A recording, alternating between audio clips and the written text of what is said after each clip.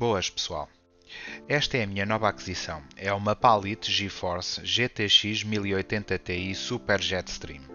Decidi fazer um unbox, instalação e ver a diferença entre esta e a placa anterior, uma ASUS Dual GTX 1070.